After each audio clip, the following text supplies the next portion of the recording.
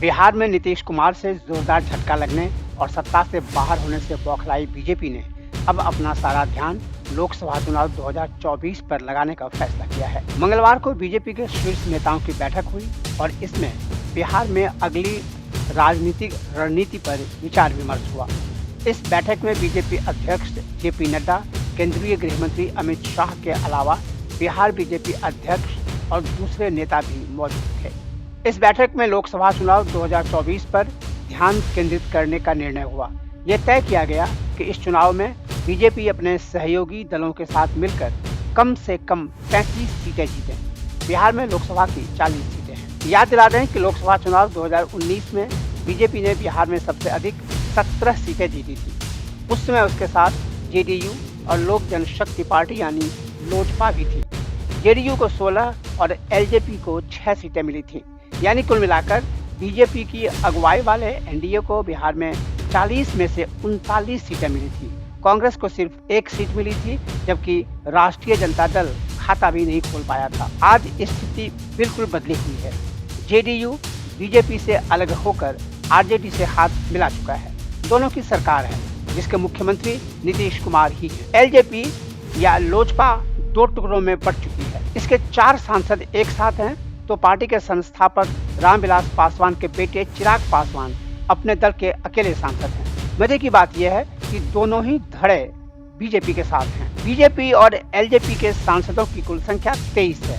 दूसरी ओर महागठबंधन के पास 17 सांसद हैं। बीजेपी ने लोकसभा चुनाव 2024 के लिए बहुत ही बड़ा लक्ष्य रखा है, जिसे पूरा करना आसान नहीं है। एलजेपी के दोनों गुटों में घमासान है। रामविलास पासवान के नाम पर वोट मिलते थे, वे अब इस दुनिया में नहीं। उनके बेटे चिराग पासवान की न तो वह अपील है, न ही आम जनता से वो जुड़ाव। उनके चाचा यानी रामविलास पासवान के भाई पशुपति कुमार पारस के साथ भी यही स्थिति है। ऐसे में ये कितनी सीटें जीत पाएंगे ये कहना मुश्किल है। लोकसभा चुनाव 2019 में जेडीयू के साथ होने के कारण उसके वोट बैंक अन्य पिछड़ा वर्ग यानी ओबीसी और अति पिछड़ा वर्ग यानी ईबीसी के वोटों का बड़ा हिस्सा बीजेपी को मिला था। महिलाओं में जेडीयू की अच्छी पकड़ है, उनके वोट भी बीजेपी को मिले थे, लेकिन इस बार ऐसा हो पाएगा ये कहना मुश्किल है। बिहार में लोकसभा चुनाव 2019 में बीजेपी को 23.58% और उस समय के सहयोगी जेडीयू को 21.81% वोट मिले थे। इसके अलावा एलजेपी को 7.86% वोट हासिल हुआ था। इसका मतलब ये हुआ कि तीनों दलों के इस गठजोड़ के पास 53.25% वोट थे। ये एक ऐसा इंद्रधनुषी गठजोड़ था जिसमें सवर्ण, पिछड़े, अति पिछड़े, दलित, महादलित, मुसलमान सभी के वोट एक गुट को मिले थे। हालांकि ये वोट हर समुदाय ने अपने अपने दलों को दिए थे, लेकिन कुल मिलाकर ये वोट एक गठबंधन को मिले थे।